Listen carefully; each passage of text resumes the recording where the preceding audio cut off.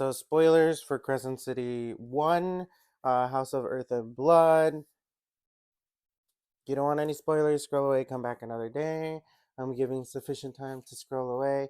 This is part 2 in this book annotation series that I have for Crescent City. At least I meant to do this, and I meant to do a Court of Silver Flames, and I meant to do a Court of Frost and Starlight annotations, but I'm barely getting to this because I saw a post from SJM. You guys already probably know if you guys saw my profile, but it's basically the spoilers for Crescent City number 3. But Bryce, Nesta, and Azrael. That's all I have to say. That's all I'm saying. Oh, so what does this say? Gates can be used to speak to one another. The power shall always belong to those who give their lives to the city. Bryce raised her eyes to the bronze plaque above her head. The quartz gates were memorials, though she didn't know for which conflict or war, but each bore the same plaque. The power shall always belong to those who give their lives for the city.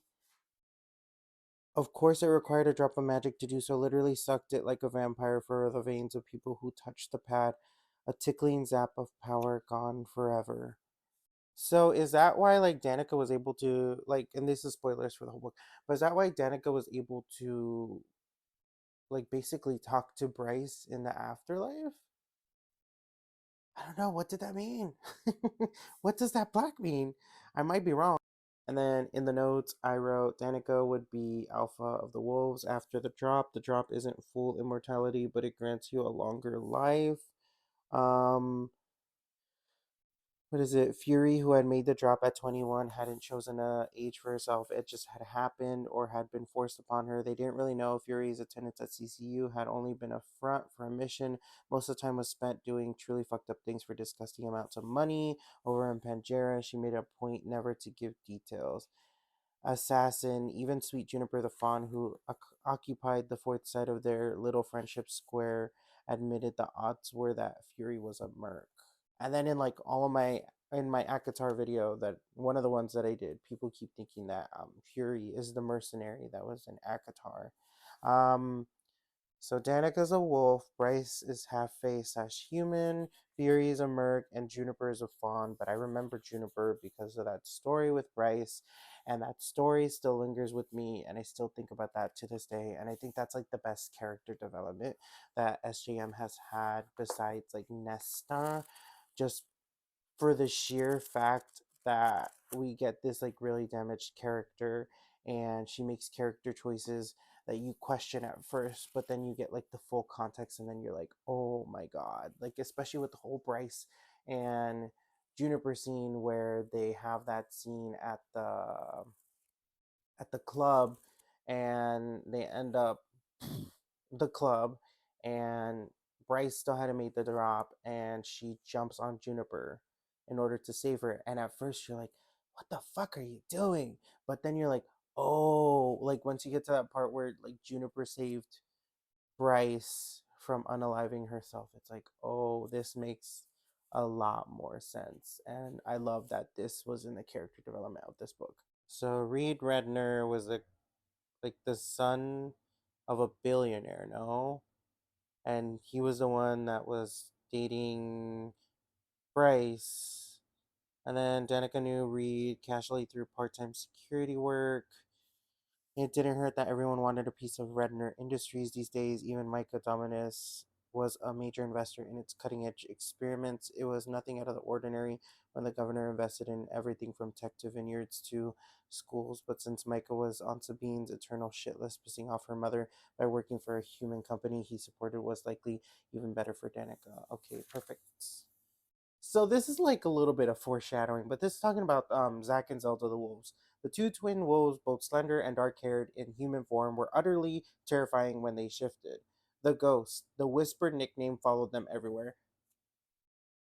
Sarah, Sarah, you made it very obvious you were gonna unalive them. I should have known. I should have known they weren't gonna survive. I was like, that's a really cool nickname. That's why I highlighted that. I was like, oh, that's really cool. So Connor likes Bryce. Zach and Zelda are crazy twins. Doran wants Danica. Branson Broey and TV Lover question mark, Natalie Gossip Mags and All Business. I wrote all these notes because I was like, this is a lot of characters in 2 pages. I need like a character list. Turns out, didn't need it. Didn't need to know who any of these people were. Didn't.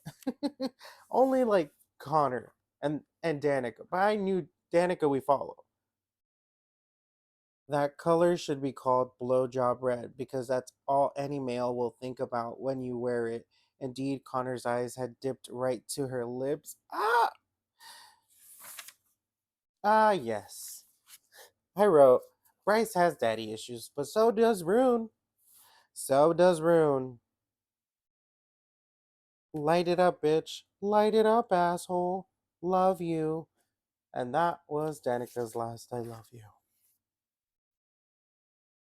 The Redners were one of the few human families who had risen into Vanir high society and dressed for the part. Reed was meticulous about his appearance down to the very detail. Since the day the Vanir had crawled through the northern rift and overtaken Midgard eons ago, an event historian called the Crossing, running was the best option if a Vanir decided to make a meal out of you. Okay, so like I got to chapter 5, I skipped through some of the pages, and it's like the part where like Danica was a demon, some feral thing with smooth, near translucent gray skin. It crawled on 4 spindly legs, but looked vaguely humanoid and was feasting on someone else. Blood covered the angel's face, soaking his hair, veiling the swollen, battered features beneath. His white wings were splayed and snapped. His powerful body arced in agony as the beast ripped at his chest with a maw of clear crystalline fangs that easily dug through skin and bone. See, okay, so when I was like reading the ending and the review, I was like, how did I not like put two and two together? But like, even it says here that like his features were battered. So like when people like are beaten up, you can't really tell like what they look like, especially when they're bloody and like all punched up, like unless you really know the person. The angel's gaze met hers, so full of agony she thought it was what her soul must look like. His blood poured out between her fingers. It did not stop. Hunt, a nickname whispered down every corridor and street in Crescent City, the Umbra Mortis, the shadow of death. Okay. Hunt wields lightning, and Isaiah summons wind against his enemies. That's cool. Completely forgot about that. The halo, they called it, a mockery of the divine auras early humans had once portrayed angels as possessing. Yeah, this is the thing they're branded on. Like they have it branded over their head. This is this is when I didn't like Sabine because I mean Sabine was just a mess. I put in the margins, I don't trust this annoying hoe. ah, this is my question. So like was that monster that attacked not Danica, what was his face? Micah. Was that Vogue? Or was that just like a creature? Because I think it was answered later in the book, but I don't completely remember. There's another character, Maximus Tertian, 200-year-old vampire, unwed and unmated, son of Lord Caridian, richest of the Pangera vamps and the most monstrous, if rumor was to believe, known for filling bathtubs with blood of human maidens in his frosty mountain keep, bathing in their youth. I did not remember that. Did not remember that. Probably like put that out of my mind. Ran out of time again, and we're only like 90, page 90.